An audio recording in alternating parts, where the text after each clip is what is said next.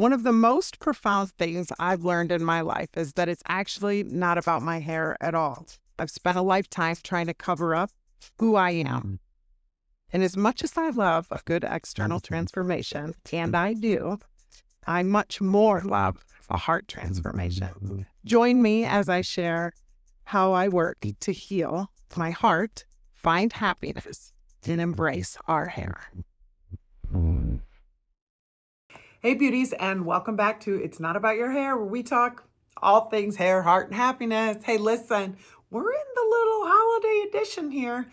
December 30th is your date today. We're embarking on a holy moly happy new year. I'm going to say really quick, I've talked about this on lots of episodes. We already talked about it. 2 things I need you to do, whether you caught the other episodes or not. New year, new you, do your year-end audit. It was on the newsletter. I'm pounding you with it. The New Year's reflection audit is the best thing I've ever done. So you're going to get out your phone, your calendar, and your camera. You're going to write down January through December of 2025, and you are going to write down things that stuck out to you. Usually we take pictures of everything. We have it on our calendar. What did you love doing? What are you proud of? What did you not love doing? This is going to help you get into the mode of gratitude of things you did. It's going to help you realize things you didn't want to do. It's going to get your wheels spinning. Spin those wheels. You're not helpless. The world is not happening to you. Okay? You have things you are in control of and things you aren't in control of. Okay? That's true. And you have the opportunity to live the life you want by just making a couple choices. I'm going to do less of that and more of this. How can I add more of that into my life? How can I do less of this?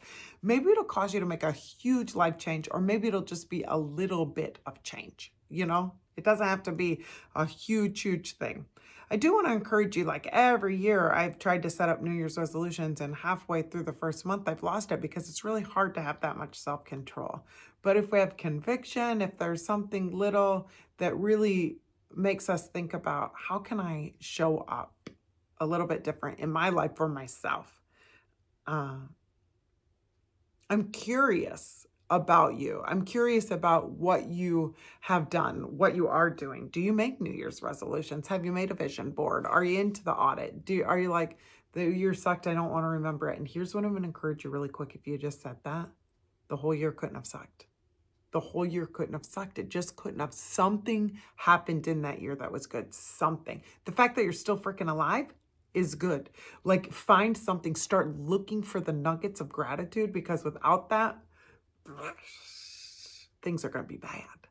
We have to look for, and it doesn't mean that bad things can't happen. Bad things can happen, and it can overarch. Like, I keep sharing this, but been in a dark season. And there was about 15 weeks that I was so in the dark, you guys, I couldn't see the light. I mean, there was a little flicker. I feel like there was a candle that I could sometimes see flickering, but most of the time it was just dark. And I was trying to do the gratitude, trying. And so sometimes there's a season. And in that season, every day I chose to write down 3 things I was grateful for. I tried to think about it before I even got out of bed, because if I didn't, I immediately started with the darkness.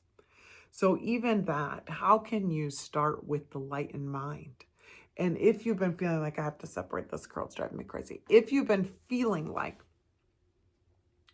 things just aren't going your way,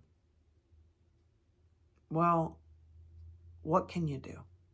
I want to encourage you to take back the power in your life by making some tiny little changes that could impact the way you see yourself and others.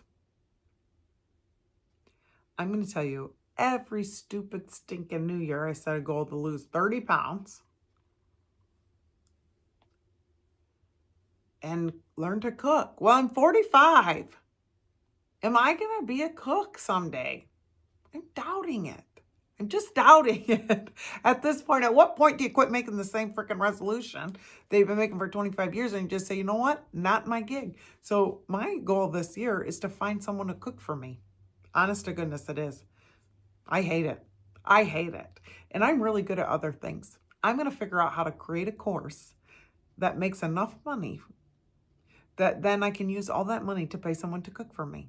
And guess what? That's a freaking perspective shift that puts me in the driver's seat of my life.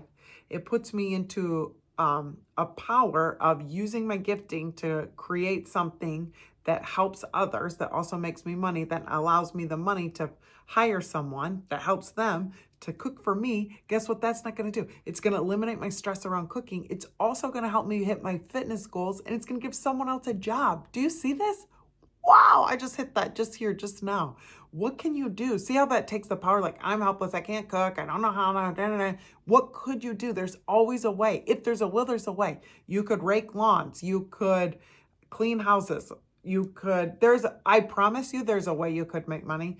That could help you. You could, maybe you can't hire someone that can cook. Maybe you have a girlfriend who's a really great cook and you said, hey, would you be willing to come over and do a meal prep day once a week with me? I'll babysit your kids for free. I'll do this. Like, I guarantee you it can be thinking outside the box. For me, the box is like, I just want to pay somebody. I'm at that stage in my life. I don't want to do it, but maybe it's about community for you. So don't get in your head like, I could never do that. Like, stop doing that. Stop crossing your arms. Stop getting mad. And what can you do? I really think that's super powerful. And so that's my New Year's resolution. I just made it with you guys. I didn't even know I was thinking that. I'm going to quit feeling like a failure that I can't. And god dang, do you think Oprah feels like a failure? I doubt she's cooked a day in her god dang life. Man, that was a huge revelation for me. I hope that helped you guys. See how we can process through something by thinking it through? And often what happens, I've been doing it apparently for 25 years, is we just compare ourselves and feel bad. I have tons of Pinterest. And some people are really good at cooking. They're like, it's not that hard, just follow a recipe. Well, someone with ADHD, it's super hard, you guys. I start in the kitchen and before you know it, I've cleaned out the cupboards and I forgot to stir the, whatever I was making. I just, woohoo, can't do it. Can't do it. So, my gal, think about that. How can you make a New Year's resolution that maybe isn't the same one you've been making year after year, but it allows you to open up your eyes and try something new? That's a fun thought. That's a fun thought.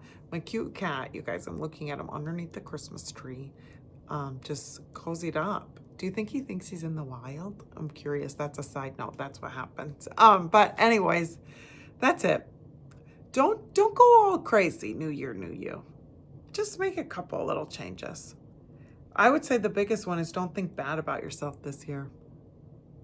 Don't think bad about yourself. Like, what can you do instead of what can't you do? What are you good at instead of what you aren't good at?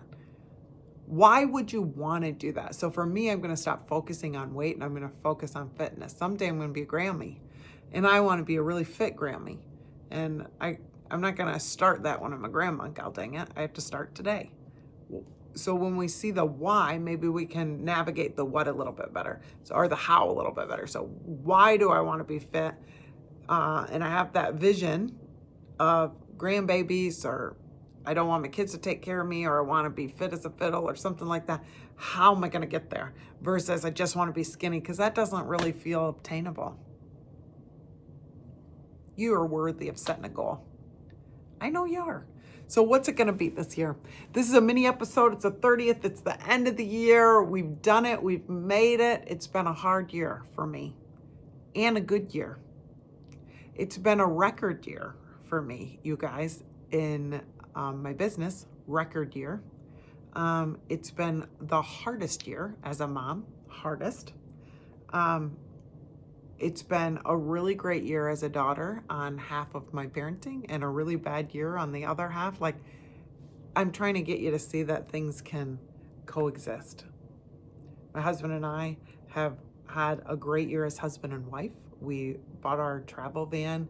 We've set some goals. I've done some things. He's doing his dream job, yet all the while, the absolute hardest season as parents. They can all exist together. Remember to stay grateful. Remember that you're worthy. I've had to remember I'm worthy in these seasons. Remember that two things can exist at once. I'm signing off. I'm going to take 2 months off. January and February. I'm going to come back in March And that'll be the year of my birth, or the month of my birthday, number 46. And we're going to do 46 strong. Until then, remember you are worthy. You don't have to have a whole new you to have this new year. You can be you, and I hope that you will be.